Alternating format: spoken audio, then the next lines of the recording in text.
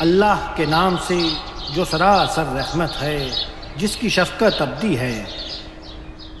پھر جب وہ ان کو چھوڑ کر الگ ہو گیا اور ان کو بھی جنہیں وہ خدا کے سوا پوجتے تھے، تو ہم نے اس کو اسحاق اور یعقوب دیے اور ان میں سے ہر ایک کو نبی بنایا اور ان کو اپنی رحمت سے حصہ ارزانی کیا اور ان کو اونچے درجے کی سچی اور پائیدار ناموری عطا فرمائی۔ اور اس کتاب میں موسیٰ کا ذکر کرو، بے شک وہ ایک برگزیدہ شخص اور رسول نبی تھا۔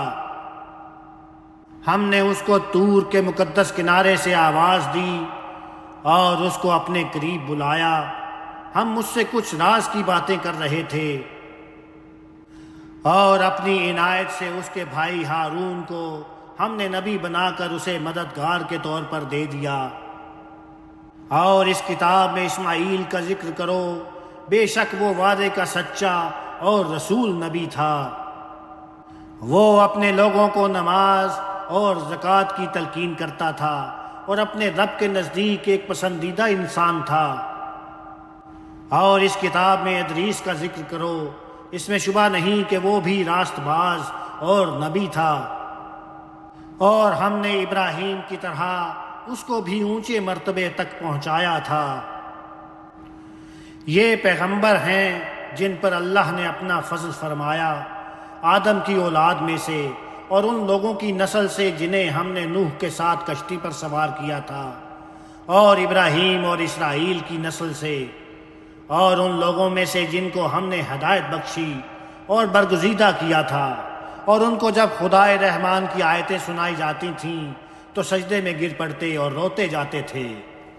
پھر ان کے بعد وہ ناخلف ان کے جانشین ہوئے جنہوں نے نماز ضائع کر دی اور خواہشوں کے پیچھے چل پڑے، سو ان قریب وہ اپنی گمراہی کے انجام سے دوچار ہوں گے۔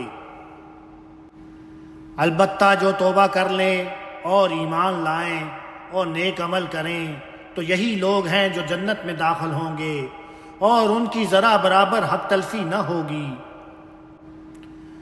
ہمیشہ رہنے والے باغوں میں جن کا خدائے رحمان نے اس دنیا میں اپنے بندوں سے وعدہ کر رکھا ہے، جو آنکھوں سے پوشیدہ ہے، اس کا وعدہ یقیناً پورا ہو کر رہے گا۔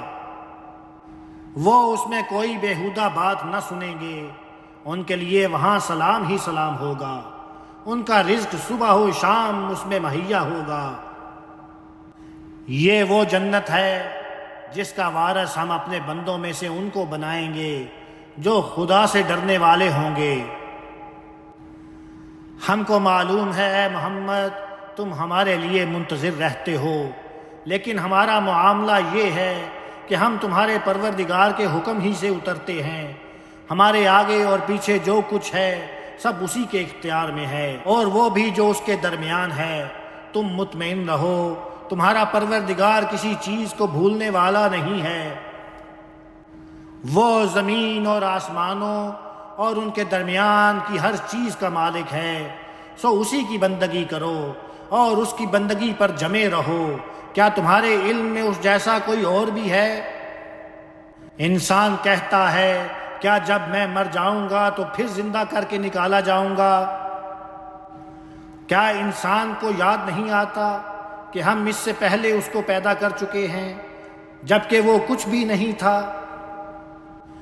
سو تیرے پروردگار کی قسم ہم ان کو بھی ضرور اکٹھا کریں گے اور ان کے شیطانوں کو بھی، پھر ان سب کو جہنم کے گرد اس طرح حاضر کریں گے کہ مجرموں کی طرح یہ گھٹنوں کے بل بیٹھے ہوئے ہوں گے۔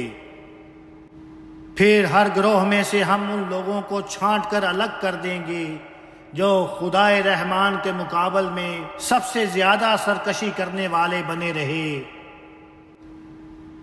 پھر ان لوگوں کو سب سے بڑھ کر جاننے والے بھی ہم ہی ہوں گے جو سب سے زیادہ مستحق ہوں گے کہ جہنم میں جا پڑیں۔ خدائے رحمان کے مقابل میں اکڑنے والوں، تم میں سے ہر ایک کو اس میں لازماً داخل ہونا ہے۔ یہ ایک طے شدہ بات ہے اے پیغمبر جس کو پورا کرنا تیرے رب کا ذمہ ہے۔ پھر ہم ان کو نجات دیں گے جو خدا سے ڈرتے رہے، اور ان کو جو اپنی جانوں پر ظلم ڈھانے والے تھے اسی میں گھٹنوں کے بل بیٹھے ہوئے چھوڑ دیں گے۔ انہیں جب ہماری کھلی کھلی آیتیں سنائی جاتی ہیں تو یہ منکرین ایمان لانے والوں سے کہتے ہیں کہ بتاؤ ہم دونوں گروہوں میں سے کون اپنے مرتبے کے لحاظ سے بہتر ہے اور کس کی مجلسیں زیادہ شاندار ہیں۔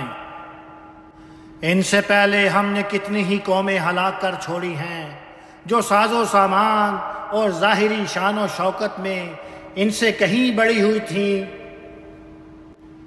ان سے کہہ دو کہ جو لوگ گمراہی میں پڑے رہتے ہیں ان کے معاملے میں خدائے رحمان کی شان یہی ہے کہ ان کی رسی اچھی طرح دراز کرے یہاں تک کہ جب وہ اس چیز کو دیکھ لیں گے جس کا ان سے وعدہ کیا جا رہا ہے، خواہ وہ عذاب الہی ہو یا قیامت کی گھڑی، تو اس وقت خوب جان لیں گے کہ کس کا درجہ برا اور کس کا جتھا کمزور ہے۔ اس کے برخلاف جو لوگ ہدایت کی راہ اختیار کرتے ہیں اللہ ان کی ہدایت میں اضافہ کرتا ہے، اور باقی رہنے والے اچھے اعمال تیرے پروردگار کے نزدیک اجر کے لحاظ سے بھی بہتر ہیں اور مال کار کے لحاظ سے بھی۔ پھر تم نے اس شخص کو دیکھا ہے جس نے ہماری آیتوں کو ماننے سے انکار کر دیا ہے اور جس کا دعویٰ ہے کہ آخرت میں بھی اسی طرح مال و اولاد سے ضرور نوازا جاؤں گا۔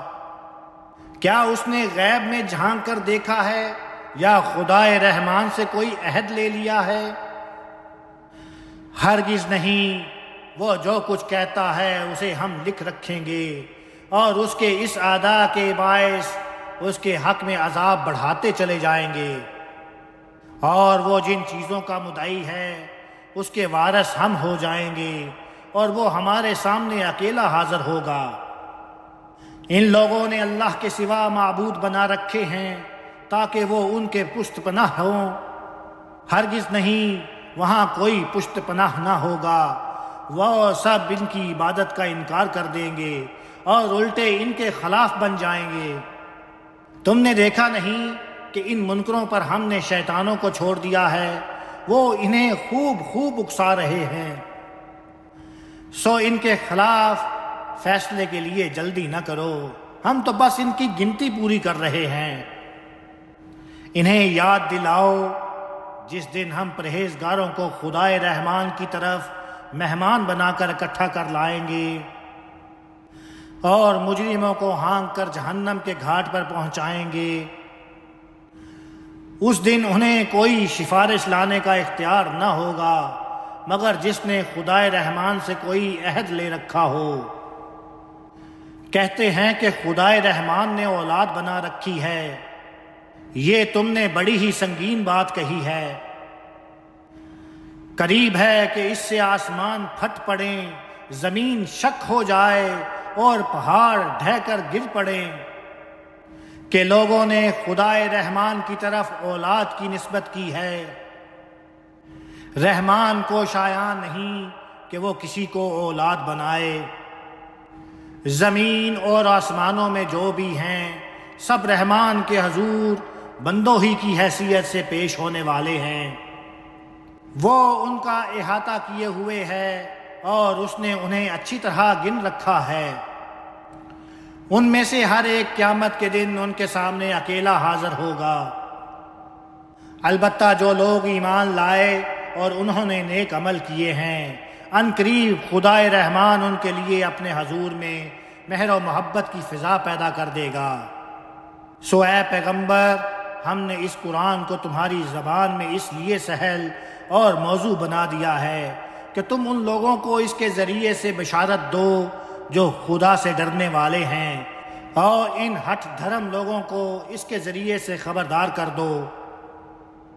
ان سے پہلے کتنی ہی قوموں کو ہم نے ہلاک کر چھوڑا ہے، کیا تم ان میں سے کسی کی آہٹ پاتے ہو یا کسی کی بھنک کہیں سنتے ہو؟ استغفر اللہ ربی واتوب علیہ، استغفر اللہ ربی واتوب علیہ، استغفر اللہ ربی واتوب علیہ۔ الحمدللہ رب العالمین، آمین یا رب العالمین۔